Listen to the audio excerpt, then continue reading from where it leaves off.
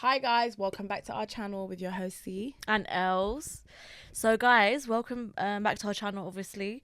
Today's episode is a bit different than our usual episodes. We do have a guest here today. She's going to be sharing some parts of her life stories. Just a trigger warning, the discussion will include topics such as domestic violence, sexual assault, and identity-based discrimination and harassment. We are aware that it may be difficult for some people to view this or engage with it. However, we believe that our guest and her story is very prevalent in our community, and we think that by having these uncomfortable discussions, it will give knowledge out to people that are watching us, especially to females, and it may help them in any way. And she'll also maybe discuss her healing journey. Yes. So there could be tips in there, for people that have traumatic experiences that may want to heal as well. So hopefully it's very knowledgeable for you guys. Yes, definitely. So we'd like to introduce the guest now. She goes by the lovely name of Sumaia. Sumaia, would you like to introduce yourself? Hi, my name is Sumaia.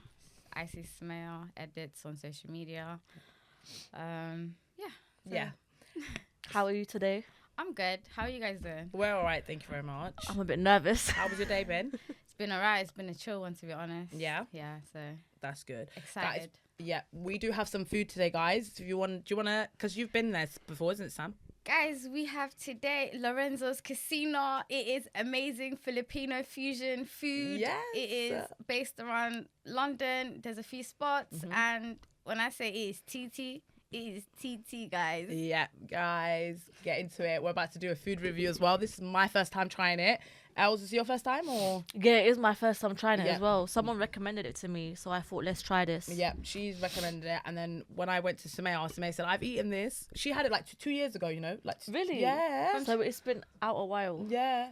They have different franchises, she was telling me in the car. Yeah, They tell her. they've opened up a few franchises. There's one in Hammersmith now. There's one in East London. I think there's a third one. I'm not too sure. Yeah, when you order it, when you do it through the website, it does say the franchises. I think there's one in Bristol. I'm not sure. Oh, really? Yeah. So, But that's the hope. But since 2030, ordering it from 2023, there was literally the only one was NW10. Is it? Literally. Oh, that's how you know they're so good though, because they have other Places, spots. yeah. Okay, should we dig in, guys? yeah, let's open it up. Okay. I'm gonna give Everyone a quick say what they said. All right, Sumaia, since you're the review. special guest Okay. today, you go I've first. got some garlic rice with plantain, Ooh. some beef, I don't know, 8 hours in the thingy, I don't know, Yeah. some chicken wings and coleslaw and a sauce. Yeah. Yeah. I've got the beef thing that she's got. I think they're beef ribs. The beef thing. Yeah, I don't know the name. It's not Yeah. a brisket. It's not I don't know what it's called. I got the beef thing and just garlic rice and coleslaw and sauce. I don't know what sauce this is. Honey sauce? This I'm not going to have anyway. I wish I would have got. I think it's a honey chili type of sauce or something. Fries. Yeah, I wish I Yeah, got that's what. I got I don't know if you guys can see. Yeah. But I got sweet and sour chili bites, boneless chili bites. Oh my god, sweet and sour chicken bites, rice, coleslaw, and plantain. Whereas the plantain is giving a bit. I don't know. It's not your usual plantain. Yeah, that's what I thought said in the car. I think it's fried, but it's also got a bit of a coating on it. I don't know what kind Yeah, of like the coating. shape is different They to what smashed I'm it. used to. Yeah. But Innit? we're gonna dig in. You know what? I'm actually glad because I'm actually so hungry. I'm not gonna lie. Really? Did you guys eat? Did you eat No, Sumaia? this is my first meal of the day, guys. Oh, of it's the so day. bad. Guys, It's so bad. please tell them what time it is. Please tell them what time it is. 7:21. Wow, Sumaia. This is my second meal of the day. Wow, guys. I think it's like my third. I'm just being a big back. What do we think, guys? Honestly, I thought I was being big back, getting like a whole chicken and beef, like being a beef. Oh my god, that's so funny. I need to Oh, the lamb is proper off the bone though, Yeah, guys. it's very Wow. Is it like Ooh. proper soft? Yeah. Do you want some? Because you don't have no beef. No. It's Look, okay. it just came off like say just pulled it apart. Yeah. I love when like not chicken, when lamb is cooked like that, or like beef. It's just so like tender. And who are the owners? You said they're Filipino, I think. isn't it? I think so. If I'm not mistaken, guys, please. Literally. This There's is so Google. yummy. If I'm mistaken, there's Google. But they're called Lorenzo's Kuisina. Okay. Yummy. It's nice. You like it? You like it, smell? I like me. I like it. You shared it 2 nights ago, guys. The same meal. It's nice. Right. I'm gonna use your sauce. I think I need some sauce. Get in there, babe. I can smell it though. What is that? I think it's like honey sauce. I've never tried it as well. I'm gonna try it for the first time. Yeah, you But guys I try it, please. definitely should have got fries instead of rice. Oh, really? Why, you're not really a rice girl? No, I am a rice girl, but I don't like dry rice. If I'm having rice with like chicken or meat or It needs whatever, to there have needs some. to be some sort of gravy. Do you get it? Okay. Yeah, makes sense, really. But Oh my god, that makes it nicer. is it? It's a honey spice, but it's kind of cool. This is giving eggplanting. Eggplanted.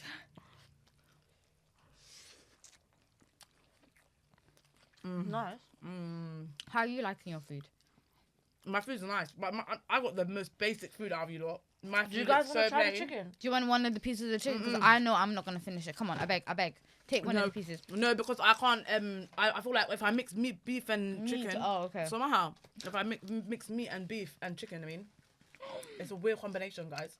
No, it bangs. It bangs. You want to try the chicken I've got, Sumaia? Yeah, try What it. did you get? She got It's the- like sweet and... sweet and spicy. spicy. Yeah, let her try it. Do you want one of the wings? No. I can't. No, I please. can't do both of them. No. Take a chicken. Try it. You can try it, yeah. I like this dibble and dabble. No. Dibble and dabble. Yummy. Okay, guys. Should we get Yummy. into it? Yeah, we can start discussing. How was your day? Okay, first question. Yeah. How is your mental health right now, Smell? It's actually good, you know. I've been Yeah? keeping up with my medication and stuff. So yeah, it's been good. Yeah. It's been good. Can't That's good. complain. And you, how's your mental health, babe? My mental health is fine. Yeah? You've been keeping up well, yeah? I try. Alhamdulillah. Alhamdulillah. Alhamdulillah, guys. You know. How is your day going? See you guys can idea. My mental health is good. Yeah, it's been going good. It's just school one gets to me, guys. I'm not gonna lie, man. It's so hard waking up every morning. The plantain's a bit dry today, guys. That's just it, literally. But other than that, I've been okay. How you been? Do you know what? Since I uploaded my videos, Yeah, tell us about Like your in- videos that you uploaded. Yeah. so I started with my story on YouTube, and I thought, you know what? Let me just tell my story. Yeah.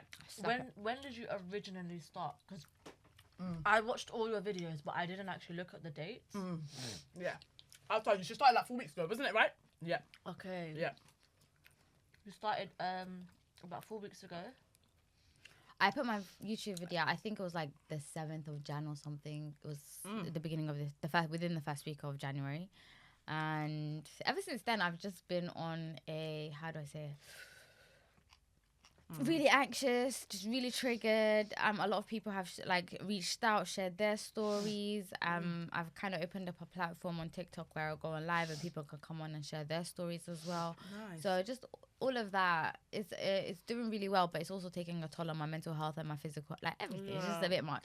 Yeah. I think when people come and share with you their traumatic experiences, It's like an as well. offload to Yeah. someone that has like experienced maybe the same same experience. Yeah, but it can take a toll on you as well. Because you have to now take all the load of everybody else's stories. And how does that make you feel? I appreciate everybody reaching out. Yes.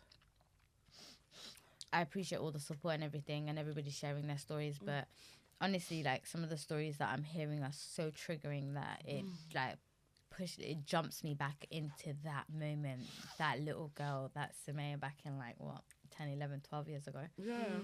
14 years ago sometimes. So it's very, how do I say it? I feel like I travel back in time, you know, like a little, just jump back in time. That's how I feel. And I kind of dissociate for a bit, but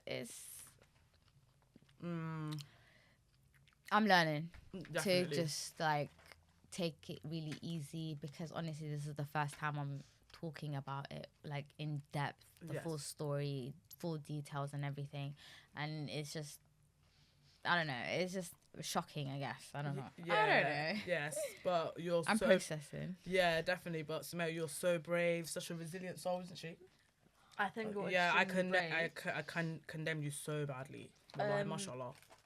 I think, how do you feel about the support that you received? Like, did you think you would receive that much support from this many people?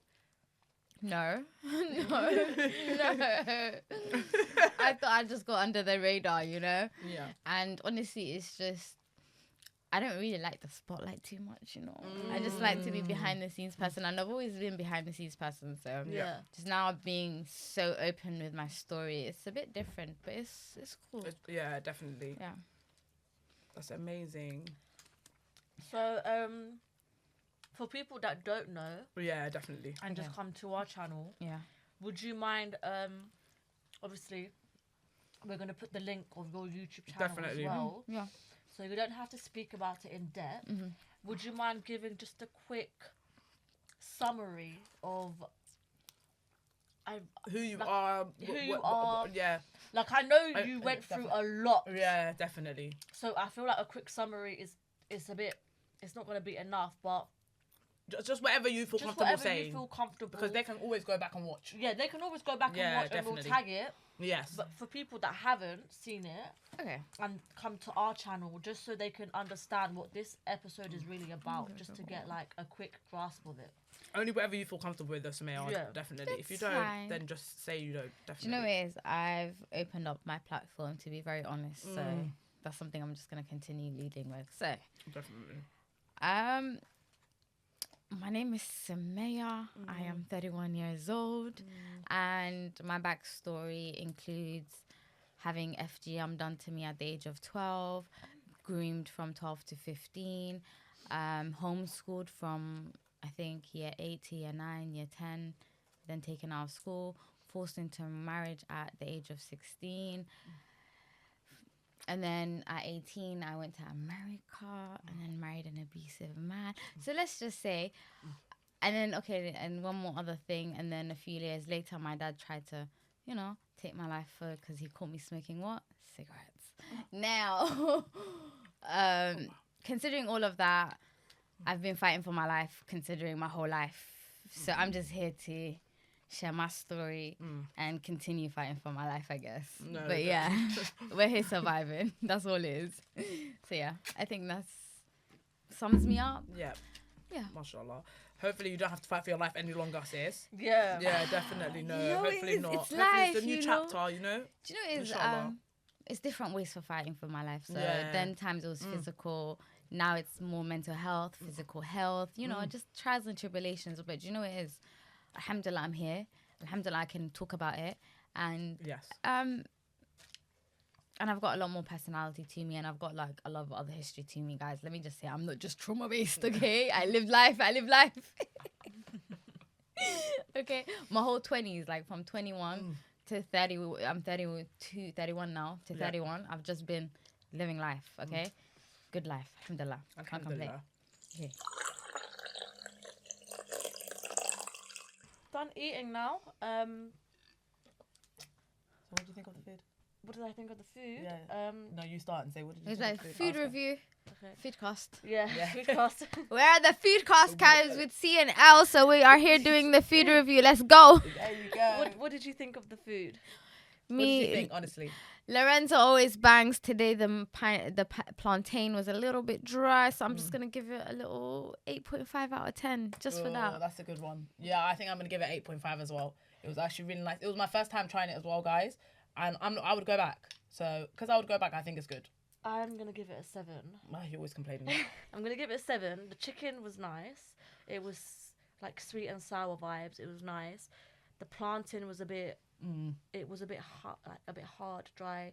It's not how I've normally had plantain. It was a bit different, and the rice was a bit dry. But maybe that was because it was a bit cold. But I would still go back. I think it was because it was a little bit cold. It was yeah. If it was fresh, it would have been. I probably would have given it an 8.5. Yeah, but the food was nice, and I would definitely go back.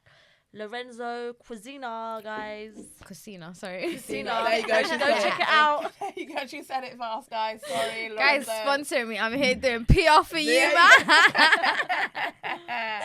So we've done our eating. So we've thoroughly enjoyed that. We'll give you guys our reviews in the end. Yeah. So we've started off with the first question. And the question is, how was it like living in Birmingham? Because you know it's a small city. It's a really small city, tight knit. Everybody knows each other. How was it growing up there? What would you say? I can tell by your whole face. You're killing me. Wait, did you grow up there fully, Yeah. or were you there for like a few short years. period of time? So, I was in London from reception to like year 3, year 4, year 3. And then moved to Birmingham for year 4, year 5, and year 6. I was there for 3 years. Honestly, it was a very small Somali tight-knit community. I lived in Small Heath, guys. You know about Small Heath. Yeah. So I lived in Small Heath. I used to go Duxie, which is a community like mosque where people come together and they learn the Quran and other Islamic studies. Yeah. It was abusive. It was crazy. I don't even want to think about it. Really? Yeah. It was crazy. Oh. Basically, if you didn't learn your whatever, your lesson, and you need to learn it off the top of your head. Yeah. If you didn't learn it like that, then it would be a situation where you would get beat, slapped. In school? In Duxie. Oh, in Duxie. Okay. In Duxie. We're talking about Duxie, community thing after Duxie. Oh, okay. Yeah. Duxie. We're talking about Duxie. So it was just a bit mad.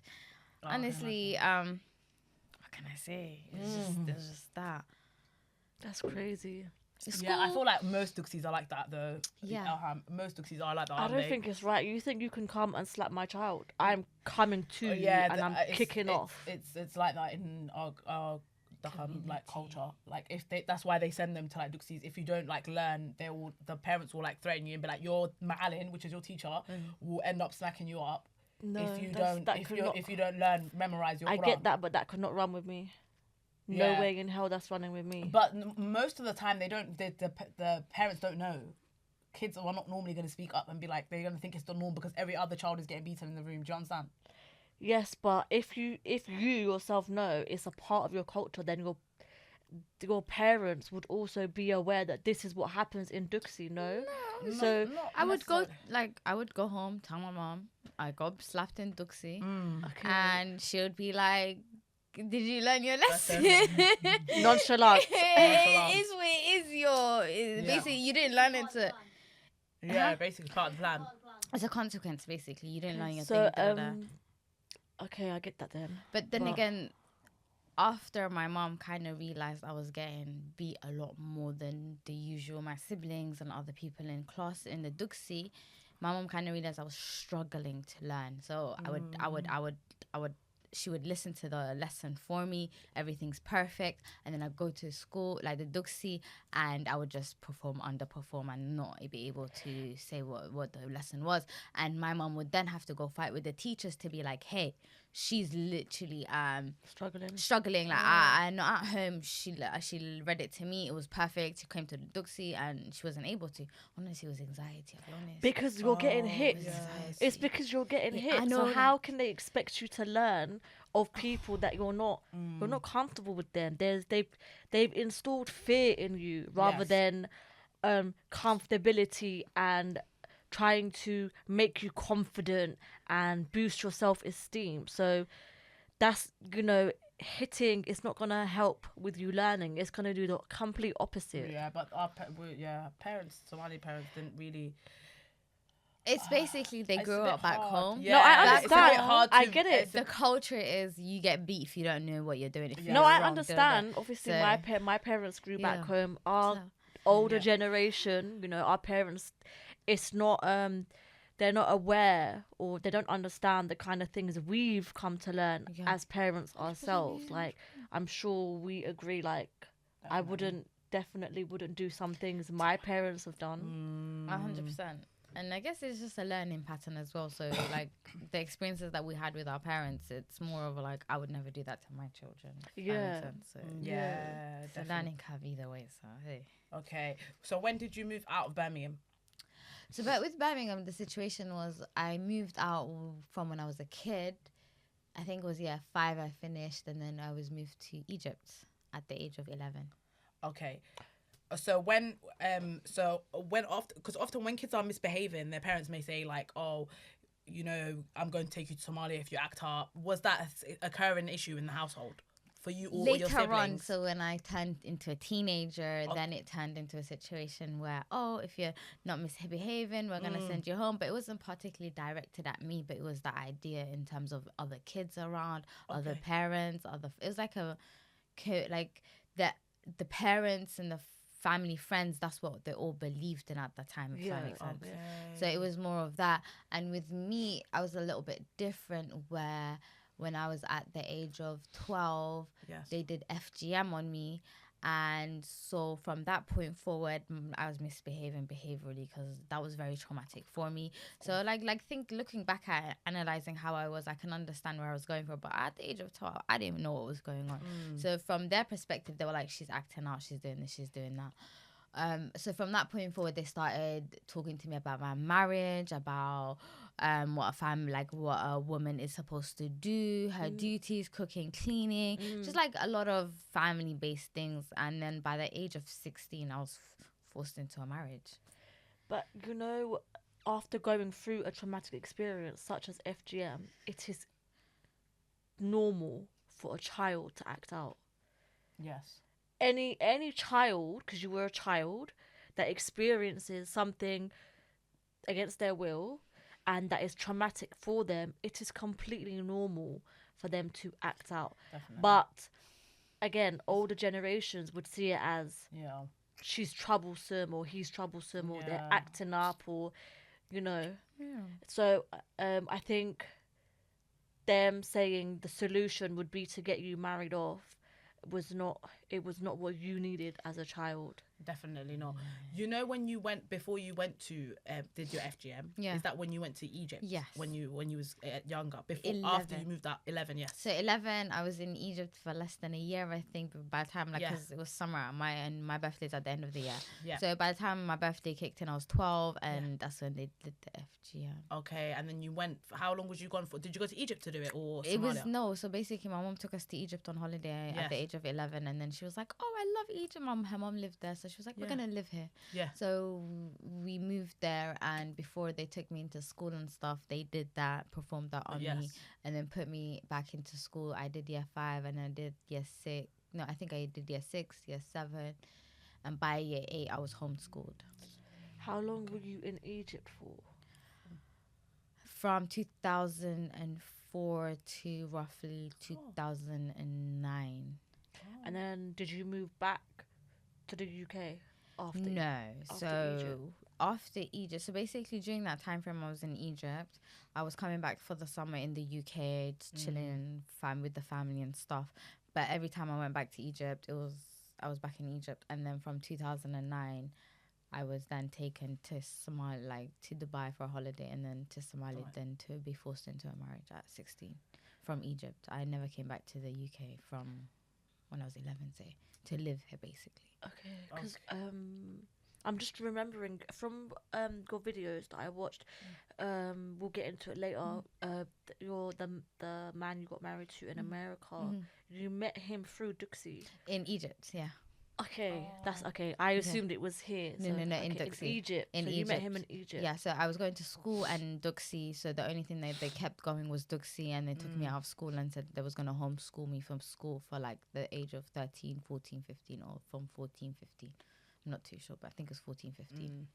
And that's when you was going to Duxie 14, 15, when you was doing homeschooling. I was doing homeschooling. Okay, and then from when you met him, the guy from America, you went and then you met him, and then they took you to Somalia instead of you. Yeah, Makes so sense. boom. So I met him in Duxie. I started wilding out because that was the only social interaction I had, because I kept asking them to take me to school. They didn't want to take me to school because they said that you're going crazy, all of these things. And so the only social interaction was Duxie, and the only thing was Duxie was him. So it just turned into a situation. It was just, I ended up having a relationship with him just to escape everything else that I was going through. Of course. So yeah. Okay. How was your relationship with your family growing up, parents and siblings? Growing up, we moved around a lot. Yeah. Okay, we moved around a lot, and honestly, it was just my mom and us siblings in the house, and it was lovely. Like honestly, like I never had no issues with my mom. My mom was very like okay growing up. I think things kind of changed when my dad decided to come back into our lives. Okay, so he wasn't technically present Yeah. up until what age? Say my whole life. He was never really present. He was never, But true. he kept coming back in and out. He was in and out. So he was in and out. He would come in for a week in a year, make some decisions for us, and then dip out and make phone calls, and then be controlling us over phone majority of the time. That was his life. That was us growing up. So we grew up with our mom as a single mother. Like that's how we grew up. Yeah. And once he decided to come back like into our lives, I think it was, he didn't even come back into our lives. He sent us to Egypt, and even then he wasn't part of our lives. Like, do you get what I'm saying? Yes, So of he wasn't a course. part of our lives here in the UK. Sent us from the UK, and then he wasn't part of our lives there. So he was really never part of me and my family's life. Yeah, he was basically in and out. He was not consistent. I understand that. I'm just confused as to why he had the audacity to make decisions in your life. Okay, so considering all of everything that I've been through, everything that I've analyzed from my dad, like everything that I've learned over the years, I've just come to understand my dad is a narcissist. Okay. Yeah. Is an that's what absolute it's given. narcissist, because I just can't bear. I can't. There's no other way for me to explain definitely. anything. Yeah. And I've tried to like build a relationship with him after everything that's happened, and Oh, really? I have. Yeah, I tried. Like I I personally tried. Like just because like he's my father and I'm Muslim at the end of the day, and Yes. parents are just part of like how you get into paradise. For me, I thought let me just try to hash whatever situation that Just we for your have, and he healing just process. just for my personal Yeah. healing, not even for him, for my personal healing. Definitely. And he just gave, I don't give a fuck, basically. I So think- I had to leave it where that was at. And that was like 16-ish, I early think that's the best 2016. decision you And honestly, made. it was the best decision I made, because honestly, my life has been so Peaceful. smooth and so peaceful Yeah. ever since him. Okay. Do you want to tell us just quickly? So you mentioned then from Egypt, you were taken to Somalia around the age of 16. Yeah. So, did you at any point realize that? Can Yeah. I just drop? Yeah. I went to Somalia the first time when I was 14. Okay. In 2008. Okay. These are like Al-Shabaab times, okay? Oh yeah. And my mom's from Sumaia down south, so we needed to get to Sumaia to go see her dad, and this is the first time she's seeing her dad in 16 years. And Yeah. I'm 14, so before Yeah, I was before you born, born. that's the last time she saw her dad. Okay. So with everything that was going on at the time, like now I have a relationship with my mom and we talk about it, but at the time she took me with her, and I thought she took me with her to take me down to Somalia for Tranelis, guys. Okay. Yeah. So this is, I'm 14 years old, I'm Somalia, I got braces, Al-Shabaab left, right, center. I'm here fighting for my life. Every time I open my mouth, they're slapping my mouth with like my mom's fully physically slapping my mouth shut, just so like they don't see my braces and they don't think I'm a spy. This is 2008 times, braces is not known. Okay. So it's going crazy. It's a bit mad. And I remember one specific afternoon, my mom took me out to the beach. Yeah. And she was talking to me about her childhood. She's like, I grew up here. I was on the beach here, like living life, going to the like swim and all that. And I just want the best for you in life and whatnot. And then I'm just there like, are you... Like, why are you, like, I'm asking her, why are you bringing me to the beach to have a conversation with me? This is sounding a bit booky, you know? Like, what's going on here? And I was like, are you trying to Dagan Alice me? I had to ask her, I was like, are you trying to Dagan Alice me? And she's just like, no, I would never do that to you, blah, blah, blah. She rang me a fairy tale to be age, honestly. But, like, looking back, I like my mom did what she could at the time. My dad took control and she never had like any say. Yeah. And my mom was in a You can like if I went through that, what do you think my mum went through? Yeah, So just look at it like that. it's so true. So is that when you did it, when she took you to the beach? Is that the point where you realized that you're being stuck on The list, yeah, but it wasn't. I don't know. She's like, no, that's the false alarm. Yeah, That's not no. happening. I got to go back to Egypt. Okay. But a year later, I was back in the same fucking situation. situation. Oh my god. So then, from a year later, you got taken back. Do you want to just explain quickly what happened? Yeah, with you got forced into marriage. What happened with the guy? How you escaped? I was wilding out, basically, guys. As the parents love to say. I was having behavioral issues. I was seeing, they found out I was seeing a guy, called me a hoe, called me all types of words, and then decided, hey, she doesn't have a virginity. And then at some point they were like, oh, let's go to the doctors and find out if she has a virginity. And then they even took that out of the situation. And I was like, ah. Anyways, tutus now come to it. They were like, we've had enough of her. My dad heard about the situation. He's like, I've had enough of it. I'm going to get her married off. During this time coming up to like my birthday, my 16th birthday, he gets me in contact with a guy in Somalia, says, hey, Sumaia, I have an email with this guy, da-da-da. And then once I had a conversation with the guy through email, I think he sent one email, and through that email, I realized he wants marriage. And I was like, I think I'm too young for marriage. I'm only 15. I don't want that. So I messaged him back saying, I'm not interested in one. And I thought that was the end of it. But my dad is fucking manipulative, guys. I didn't know that. A month goes by, and my mom doesn't even know this as well. So a month goes by, and he's like, oh, Smith, it's your 16th birthday. Let me take you to Dubai. Let me do this. Let me do that. And he already had bought me a new laptop at the time, a new phone, everything new. So I was just like, oh, it's my 16th birthday. He's going to splash out on me. And the one thing that he was only good for, the guy, was getting gifts. He would disappear for the whole year and come back once, and he would get gifts. So for me, I was just like, if I'm getting gifts out of this situation, I can't do anything. Yeah, and then trip to Dubai, I'm only 15 as well, turning 16. I was like, yeah, let's go. Dumbass me.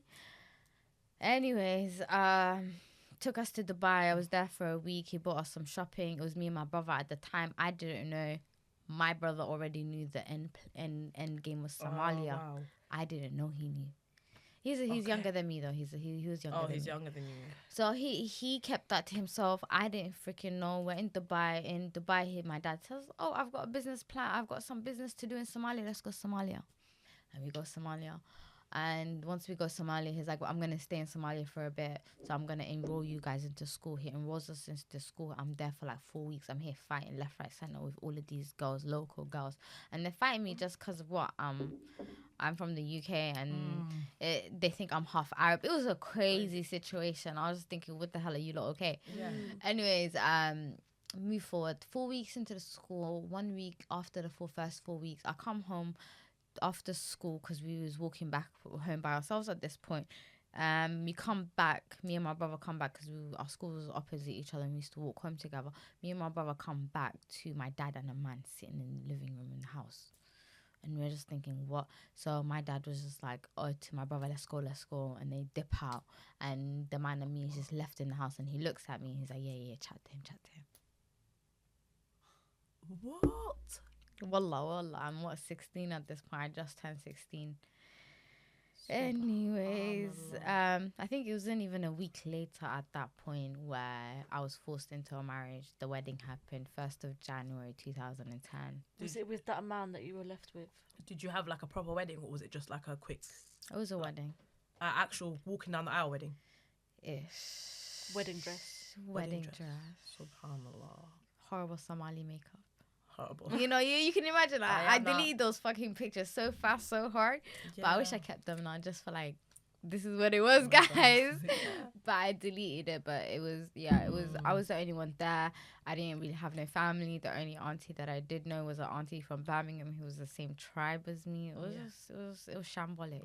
Let me just say. How old was the guy? He was 9 years older than me at the time. So if I was 16, he was 24? Yeah. 25.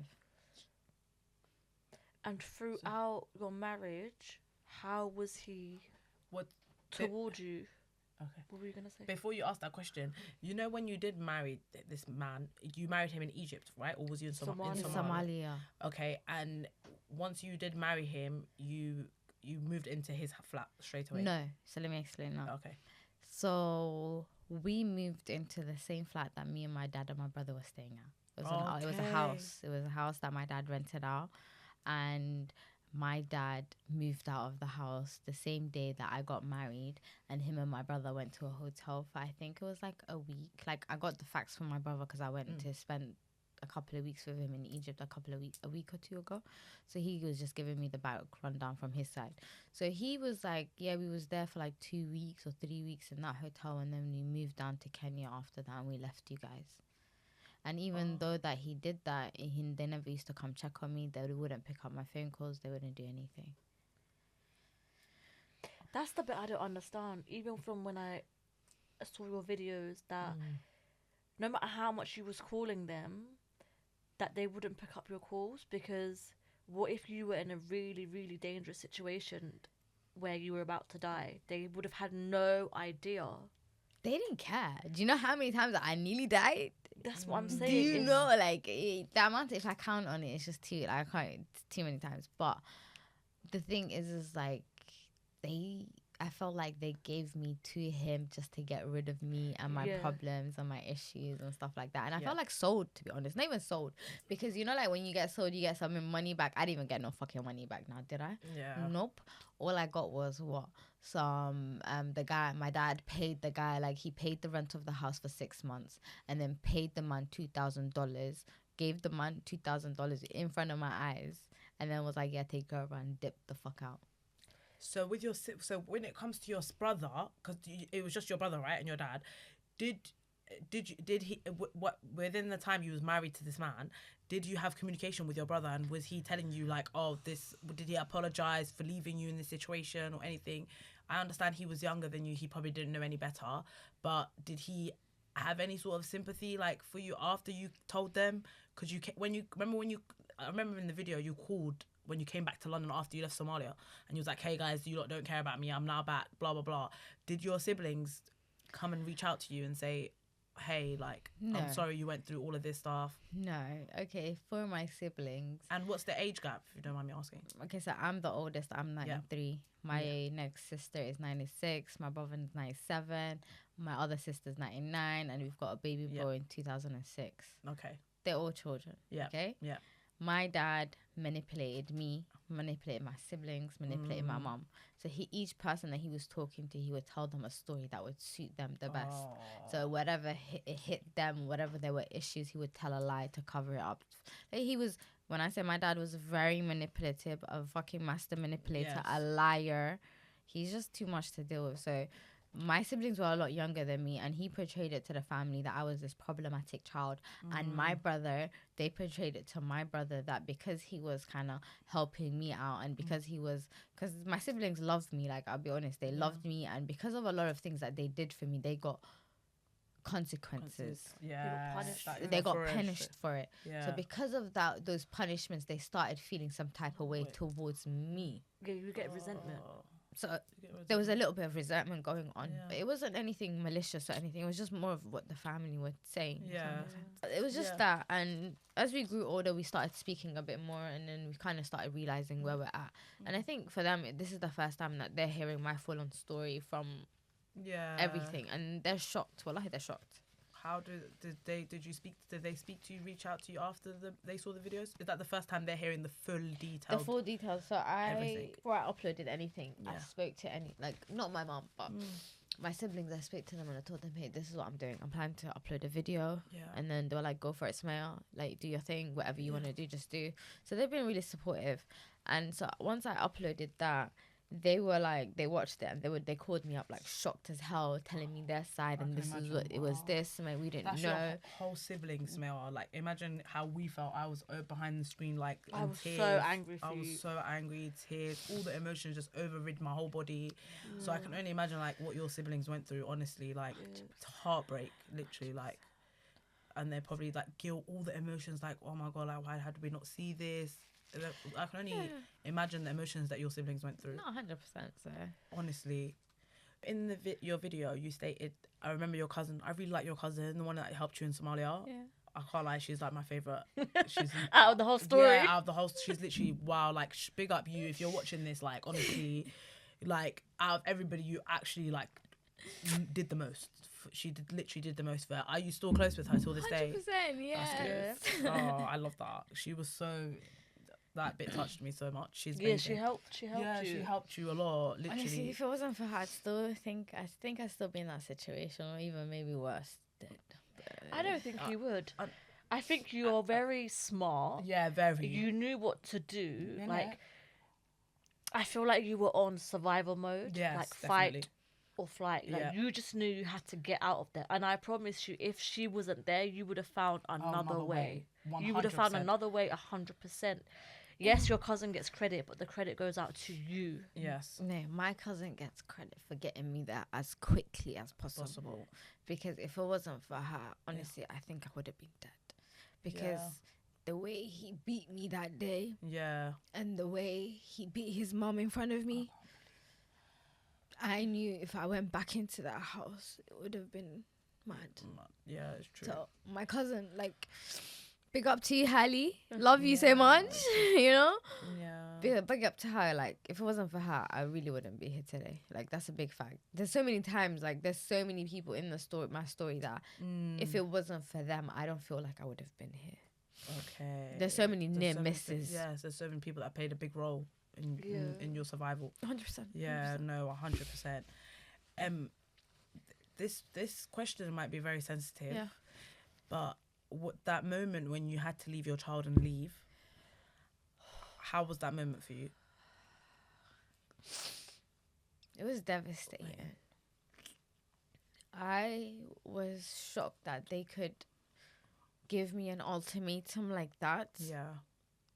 Considering everything that I've been through, and then for them to point out and say, you're a 17-year-old, how the hell are you gonna take care of a baby at that age, when a year or less than a year ago they forced me. I just didn't understand the mind behind it, and I just feel like they were being very manipulative, and I just didn't want to fall into their hands again. And I knew, with everything that I personally knew about the man, the situation of the house, I just knew if I'd go back into then I wouldn't be able to. 100%. I agree. I don't know. So, the man that you got married to, that time that he beat you up, was that like the first time, or was there, like, from when you were married to him, got forced to marry him, shall I say, did he show himself straight away? Yeah. Straight away, like he was abusive towards you, or did he? From the beginning, he was sexually abusive. And then the other abuse kind of added on, where he would be verbally abusive, and then physically really didn't kick in, but he would threaten me with a knife, chase me with a knife. I just personally didn't feel safe. And I think the first time I got out by telling my mom, hey, and I was like, a month pregnant at this point. I told my mom, hey, mom, he beats me. Like, that's the only, like, how do I say it? The only excuse I felt was okay for me to say for her to get me out of the situation that I was, because I felt like had I told her it was sexual abuse, and because that was my main issue, it wasn't like I was scared for my life, yes, but it was more of the sexual abuse that was hurting me physically, like mentally and emotionally, if that makes sense. Yeah. So once I changed it like that, my mom took me out. Like a few days later, she booked me a ticket and I was gone. So when you came back to London after you've left this man and his ways, did your father suffer any consequences to what he's done to you? Because it's literally human trafficking #1 at the least, and then all the evil acts he's done after that. After you came back to London, was he in London when you came back? He really wasn't there. He would dip in and out, as I said. Yes. So whenever I was back in the country and he needed to teach me a lesson or whatnot, he would come back in. My dad didn't suffer any consequences because of my dumbass, okay? I'll take that on the chin. The government came to me several times, social services, the embassy themselves, forced marriage unit. I had several people telling me to press charges. But I didn't. You I was scared. Okay. I feel so sad. It's okay. I don't know what to say. But you know I what feel is one thing I did, guys? Let me not take it Oh sad. my I God. made sure to I involve feel so social sad. services in my family so that my siblings, the daughters, didn't go through the same BS that I went through. So that's one thing I can say I did. Yeah, let's just take a minute.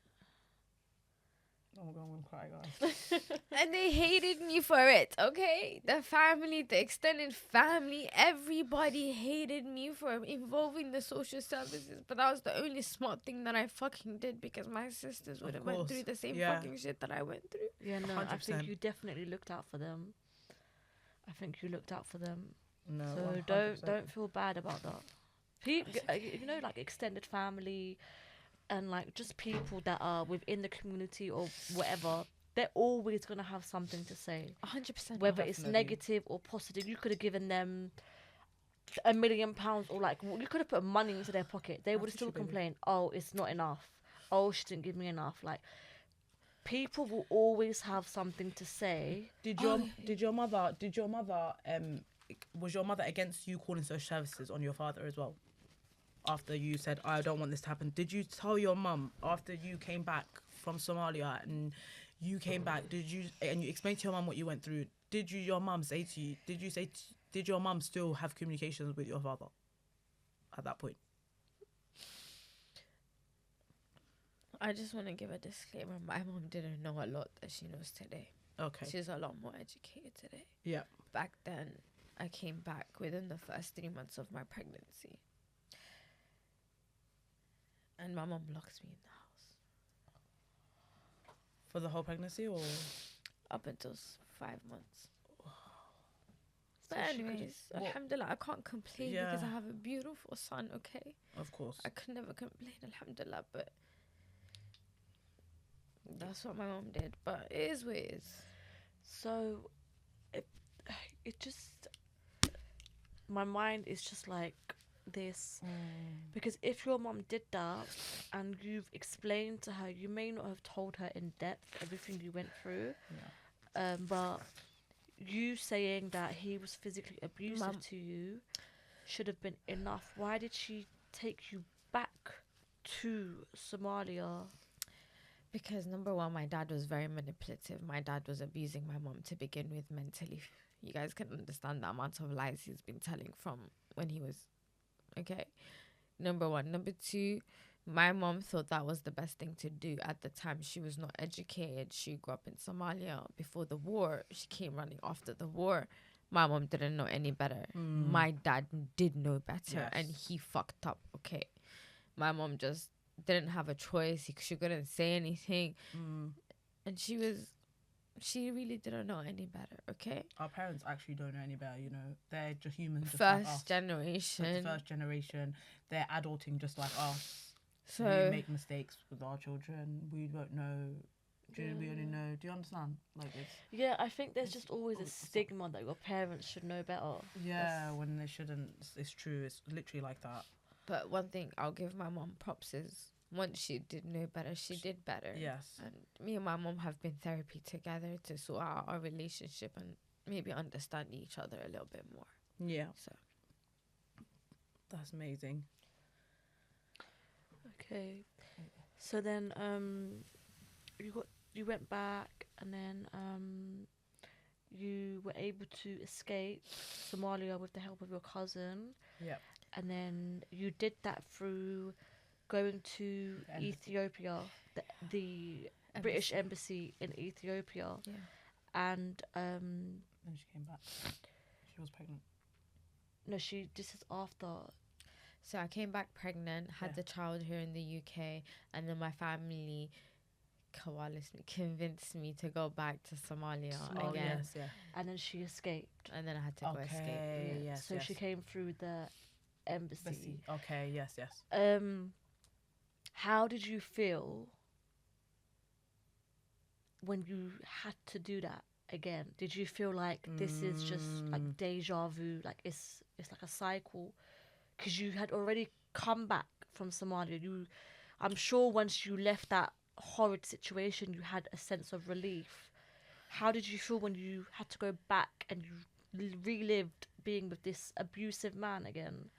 And then you Honestly, had to somehow escape yourself this time. honestly, for me, the biggest thing was the betrayal of my family. It wasn't the man. It wasn't anything else. It's just my family doing this to me. Yeah. So for once I got over that fact and and I understood, hey, my family are always gonna be my downfall and they're just always gonna fuck me up. Let me just, do things for myself. But let me just feel it out. So I came back, and then once he put his hands on me, like for the first time in front of the baby, I think that was my triggering moment to say, I don't want my child to grow up around abuse. So I don't want my child to see this in his life. So Yeah. for me, I think that was a wake up call. And from that point forward, I just was like, yeah, I called up my cousin and I was like, yeah, I need to get out of here. I need help. And my cousin helped, and her father, and another cousin as well. So Yeah. Yeah, so you were able to escape, and then unfortunately you had to leave your son. Yes. Do you how long after did you have a relationship with him again? Like, when did it start? How many years after did you When you- have contact with him again? Like, how did that start? When you left. So I think the first time I had a relationship with him was 2014 summer. My family moved on to Somalia at that point, and it was summer holidays in the UK. I was working at the time, and they said to me, Sumaia, come down. We'll book your ticket for you. You'll have your going back, and you can keep your passport. So that was 'Cause my. you didn't trust him. I didn't trust nobody, Yeah. so I was like, send me my emails, and I'll keep my passport on me 24/7. And if I don't come back on my thingy, I'm going wild. Like, Yeah. I'm going crazy after this. Mm. So they were like, that's fine. So I came down to Somalia. I spent the summer with them for like, I think it was 6 to 8 weeks. And my son ended up coming down to have a relationship, like just to come see the family. How old was he at He was this period? 3 going on to 4. Mm. And how was not that his opinion mattered, but the dad, like, did you see him? They did try to push a relationship, but I wasn't for it. Oh wow! Again, after Always, they've been pushing it. But I don't speak to him. I don't At all. have nothing to Yeah. do with him. Is your son still with him? Yeah. Yeah. So, and then you, after you started communicating with your son, is when you went to get married in America. When you went to America. Is Before that that. Before. Before. Oh, that was before you went back With to. Somalia. So Okay. so like I got married in 2010 January. All of this is happening from the forced marriage to so Lazim was born in Such a beautiful name, mashallah. sorry, that's my second son. Sorry, Jamal was born in November of 2010. Okay. So from November 2010, I was in the UK. I think it was February of 2011, I was sent back to Somalia. Yeah. And I spent the next 6-7 months roughly in Somalia from February to September. September, I came back, and that's when I was in social services, and I Yeah. had to go through the embassy to get back here. Yeah. So I came back before 17, and because I was under 18, they put me in social services. And that was that. I stayed with them for like social service for another 6 months. They put me in the YMCA in Hayes. That place is dumpster, bro. And I was just like, after spending 2 months in there, I just couldn't. And then during this time, my mum also was trying to find out where I was, because I ended up giving her that phone call. So she was trying to look for me. And then once she found me, she kind of begged me to come back to the house. Came back to the house, and things kind of like, my dad found out I came back to the house, and then he decided to re-enter about after a month or two. And that's like 2012. So 2012, January-ish, I started a relationship with the guy that I met in Duxie when I was 12 to 15. And then he was selling me a dream to say, hey, come Sumaia, come America. And these times I'm thinking it's an escape from the family life that I'm living here in the UK. And I really didn't want to, like, honestly, I moved back to the house because I was scared to be outside alone. Like, I didn't know this was possible, that this is something that I could do. And I had to, like, you know, ignore, you know, behavior. I didn't know that, like, you know, I was young. I didn't know any better. Yeah. So, so this guy is selling me a dream in America, and I decided we got married in March 2012, and then I flew out June 2012 and got married July. Put the process in, turns out he was an abusive fuck. Yeah, so he was also very abusive to you and his family as well. I was just so shocked when I was reading your videos that his mom, so evil. So evil, his sisters. So evil. I just, you know what? That is the reason why he is the way he is. Because he has a family that's basically enabling him. Of course. So he was physically abusing you, financially abusing you. Yeah. I don't know what His mom took a place with the financial abusing as well. Like, imagine she had my bank card for like a whole couple of months, like while I'm working the money as well. Anyways, it was crazy. So he had a whole family behind him enabling his behaviour, which is why he basically thought it was okay. That everything that he was doing to you was okay to do, and he felt like no one could stop him. Yeah, 100%. That's 100%. what it was giving, that typical narcissistic behaviour as well. Typical. And the fact that he would blame you, that is just a common trait that they have. They would blame you for their behaviours. Oh, you made me react like this. It's your fault that if you didn't do this, I wouldn't be lashing out. Like, and all the whole like your cousin messaging you happy birthday and she's saying you're cheating on me. It just everything was just escalation. The reason why he was saying that is because he was deflecting. Oh, 100%. He was cheating on you the whole time, so he was just deflecting his own behaviour onto you. Just absolutely disgusting. Literally just disgusting. Did he? Because you had your child when you got married to him. Yeah, I already had my child. You had your child by that point. Was he allowing you to speak to your child at that point? No, I wasn't allowed to speak to no family members. Nothing, isn't it? I wasn't allowed to speak to my sister. I wasn't allowed to speak to my mom.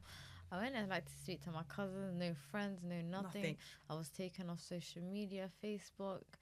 I had Twitter at the time. He made me deactivate my Twitter account. Yeah, I remember saying that. It was just like a lot of different things that he made me do. I have a really sensitive question. Go on.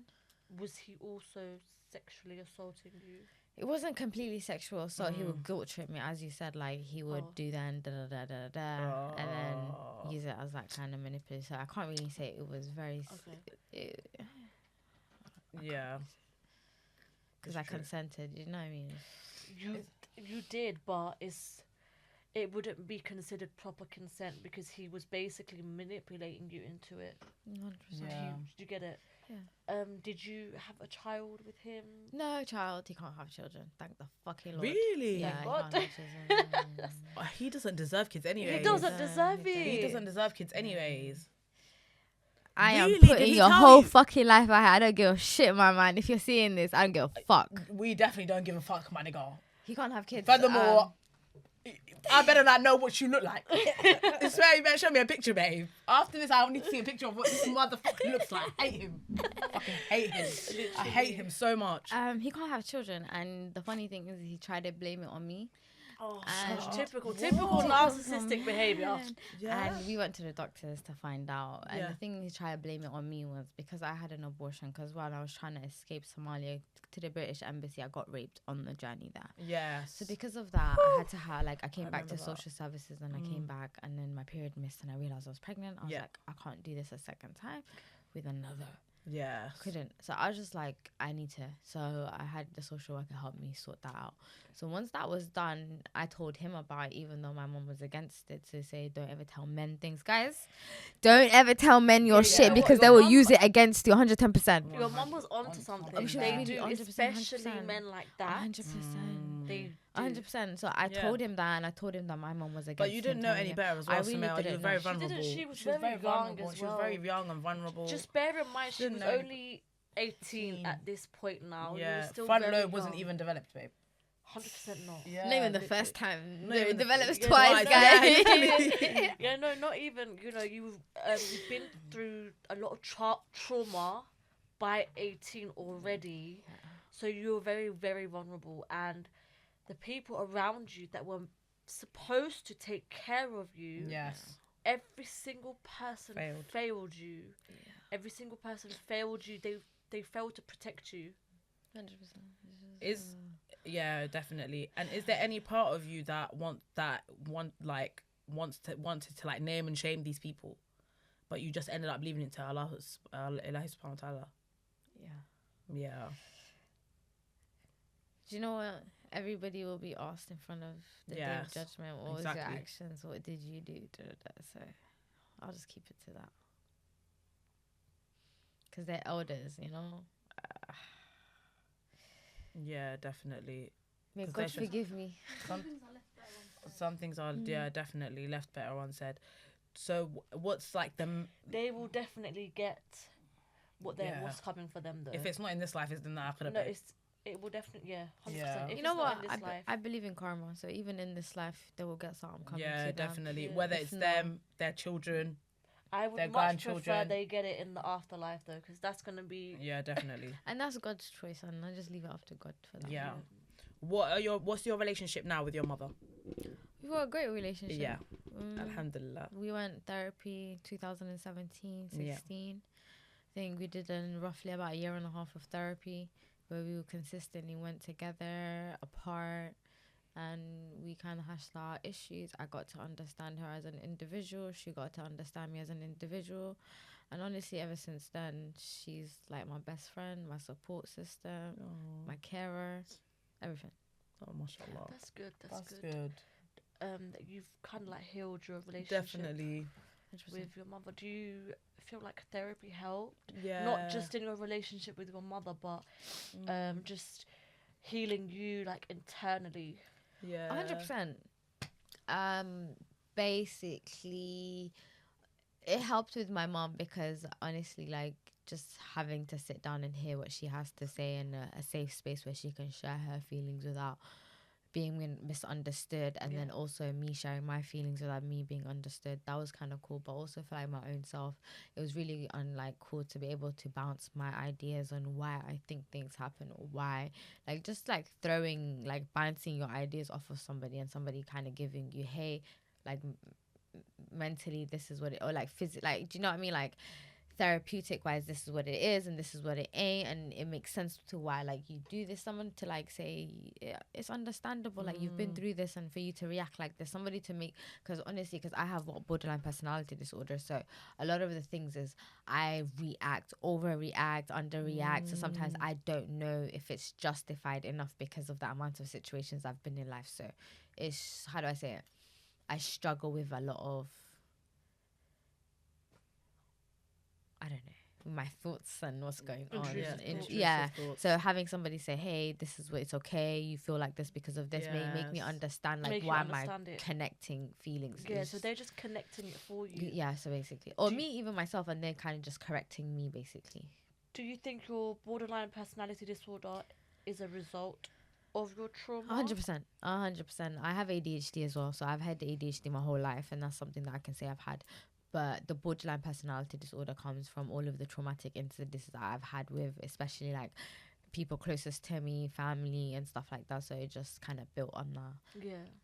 That's beautiful. That's nice. It's nice that you went therapy. So you would recommend therapy to other people. 100%. I think everyone Yeah. should go therapy, to be honest. I think everyone should go for therapy people as well. that even think that they're sane, or that they think nothing is wrong with me, I think if you're able to go therapy, you definitely should. And also, guys, if therapy didn't work out the first time, give it another try. It might be the person, it might be the type of therapy you're doing. So just do a little bit of research and get into like what type of therapy you want to do, because that takes a big result in how you kind of regard therapy in a sense. Because if you have a bad experience the first time, you're not going to really try that again. Yeah. So I really encourage you guys, if you had a bad experience, go find yourself somebody that's more relatable to you, somebody that's maybe more understanding of what you're going through and stuff like that. Or No, definitely. yeah. So- Yeah, definitely. You mentioned you had two kids. That's what I was literally just go gonna on. say. You ask. You mentioned you had a second son. Yeah. Yeah. Go on. Was that How from did that come about? Yeah, because you didn't mention that in your story. In your I thought you only stories, had one, yeah. Sumaia. Even me knowing you personally, I thought you only had one son. Yeah. Oh God. So over the COVID period, I met a guy. Yeah. Horrible fucking creature of a human being. Mm. I met a guy and I ended up getting pregnant. And honestly, it was. Alhamdulillah, I can't complain. I have a beautiful son out of it. But he was a horrible human being. Yeah. He has been stalking me for the past 3 to 4 years. You're getting these stalkerish, obsessive, Men. psycho men. Do you know what it is? Well, I realized, again, I've studied a bit of psychology. I've done like a lot of different things over the years. So I'm realizing is that the first person I got exposed to in my life was a narcissistic, abusive man. Of course. Which is my father. Yes. Okay. So that's the type of relationship that I had with my father. So over the next 10 years of my life, although I was looking for something different, I was still attracted to what my dad was portraying. So Because you hadn't experienced anything other than that. And I didn't know anything different than that, if that makes sense. So honestly, I think having him as a baby father, and I hate the fucking term, but the father of my child, I fucking hated that. It just kind of made me relive in my life like 10 years ago, 11 years ago, when I was dealing with the other man. And it just was like I even broke up with him during the pregnancy. We didn't even finish the pregnancy together, and I told him, get the fuck out, you're gone. And he's been stalking me ever since, and my son's coming up to 4 years old now. Wow. So yeah, you know, is I'm here to say I have learnt. I am better. I grow. Everyone gets different challenges, but some people say the more you try and practice, The more trials and the more tribulations. trials you face. But also, he can keep you reliving or having the same challenge over and over again, because maybe it's the challenge that's keeping you close to him.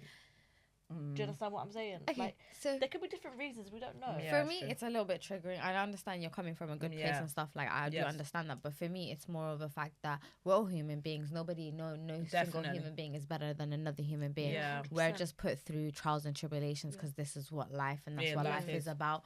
But I feel like it's more of how you react or what you learn from it during that process. Yes. That Allah then judges. Basically, he won't judge. He won't be like, oh, I love you, let me put you through trials and tribulations. It's more of like, let me see, like, this is like, everybody gets dealt with something in life. Do you get what I'm saying? Definitely. And it It's just depends how on you respond and how you move on from it and what you do about it. I guess that gets taken into consideration, rather than you've been put through a lot. Then it's always how you respond. Like, if you've been put through a hard time in your life, it's about how you respond to that. Whether you think, why me, or whether you think, let me get closer to God and have patience and stuff like that. Everyone goes through different things.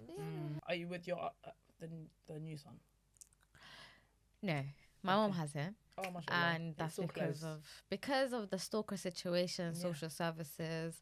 He just made my life a living hell. So because of that, my mental health issues, and I've got like a lot of physical health issues as well. So my mom has decided to step in, and she takes care of him. But I see him on a daily, on a weekly. Yeah, definitely. Yeah, he's very close. Yeah. Okay, so we've just got a few more, just 2 questions. Okay. What's the most important lesson you've learned during life experiences?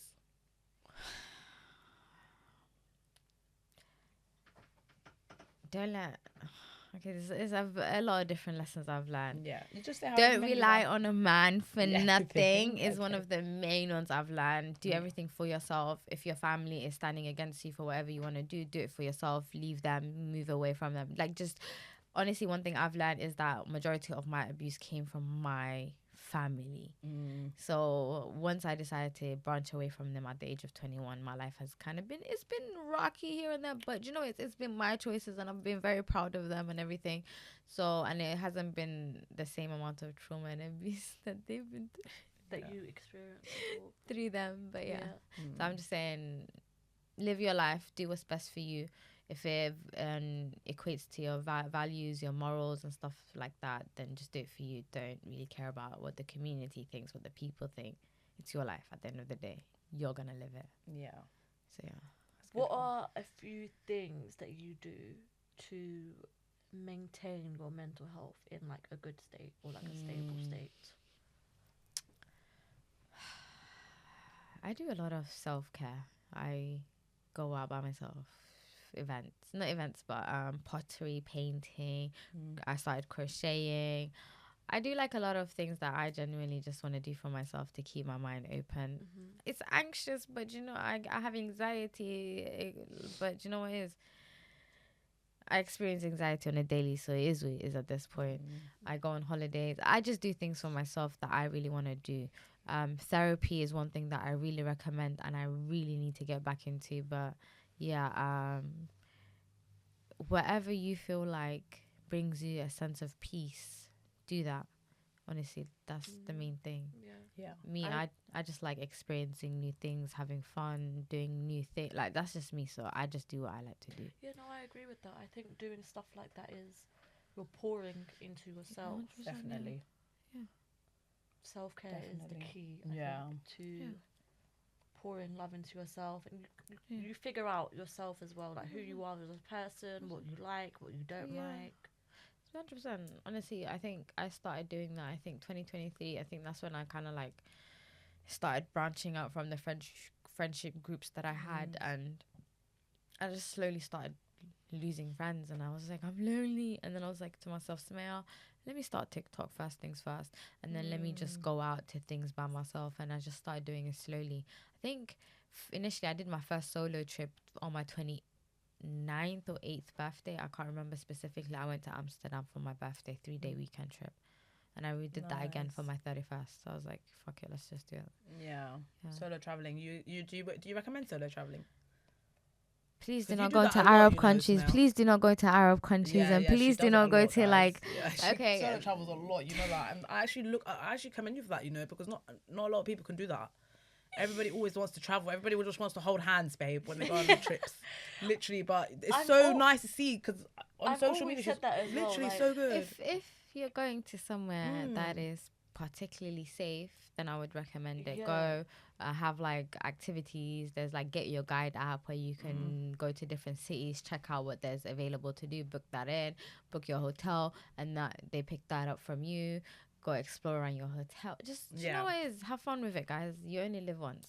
Definitely Yeah, solo traveling, I think as a female, it's a bit scary. Yeah, like think a so. few It years ago, it depends. hit my head that I wanted to go. Solo traveling. Yeah, I wanted to go somewhere by myself. Yeah, and then what happened? And then I didn't go because I was thinking because the countries I wanted to go to, it was in my head, like, to go, I think it was Jamaica or like Mexico, or was it Brazil or something? I don't know. I feel like And then, places like, you you can't do know- like solo. You though. can't do solo like that. With Yeah. themselves. And You can. You know what it is? yeah, if you don't, you leave the resort. It's from then reading the that's the thing. reviews because I don't know how it is as a country. I've never been. Do you get it? It could be the safest That country. amount It of- could be the most opposite. And I'm not saying it's not safe. Yeah, I'm not trying to get cancelled out here. But you read As a reviews. female, okay, guys. As a female, everywhere is Yeah, unsafe. as a female, everywhere is unsafe. unsafe. Like, Even down the fucking road right, is yeah, unsafe, yeah, guys. like, I Going wouldn't to the even corner think shop is about unsafe, going babe. to Barcelona by myself or like Amsterdam. Like, I've been Yeah, Amsterdam before. Like, I wouldn't think to go by myself because I think as a female, it's just generally unsafe anywhere you go. Like, the park next to my house, I feel unsafe if it was late at night. You know, funny story is just a couple of weeks ago, guys, I went to Egypt like sometime in Jan. And I wasn't even there for 24 hours where I got nearly kidnapped, guys. Yeah, See can you what tell I the mean? story? Oh my gosh, you told us the story. The story was crazy, babe. Yeah, and then like you read reviews and people are like, oh, like the Mexican police, we went out into the city, they stopped us, or like this is happening at the moment, so stay in your resort. It's like, it's just scary and it's just a put off. It's crazy. Let me just say. Alhamdulillah, I made it back, guys. Safe and sound. She made it back. Thank Yeah. God. Not another traumatic event. Yeah, It it was kind of traumatic. It was very traumatic. I It thought I was. was getting kidnapped Yeah, for I real, know. for real. It's so true. I was even thinking, let me jump out this car so quick, so fast. Yeah. I know. It's Yeah, so but crazy. thank God you made You it back. Safe Alhamdulillah. and Alhamdulillah, sound. alhamdulillah, I'm here. Alhamdulillah, she's here, And guys. I commend you. That's all I can say. I'm Definitely. so sorry that you've had to experience so much Yeah, in your life, and I don't know how you did it, yeah. because I think to myself, I don't know how I would ever do it. That's true. But you're very brave. You're brave Yeah. and you're strong. And I don't like using the word strong because I feel like as females, what if we don't want to be strong? Sometimes I just want to be weak and fragile. Yeah. But you know what it is? I had to be strong. You had to be 'Cause strong. I had to, because there was no other way of surviving Yeah, that shit. So but- it's fine. Say it. Yeah. We commend you and Definitely. thank you so much for Thank you so much, coming guys. here. Thank you for having me, man. No, we're glad. We're glad you came. Thank you for coming and Thank you, sharing Sam. a bit about your story and speaking about it. Yeah. Yeah. And how can listeners connect with you? I'm on TikTok, I'm on Instagram, I'm on Snapchat, and I am on YouTube, guys. Yes. So We'll have it all linked below. all of them, majority of them is IC Sumaia Edits, and Yeah. that's for Instagram, TikTok, and YouTube. Yep. Snapchat is IC Sumi SUMI, and that's about it, guys. We Yeah. will add all the social media into the caption, but that is a wrap for today. Thank you, so much guys. for coming Thank you for on. coming. Thank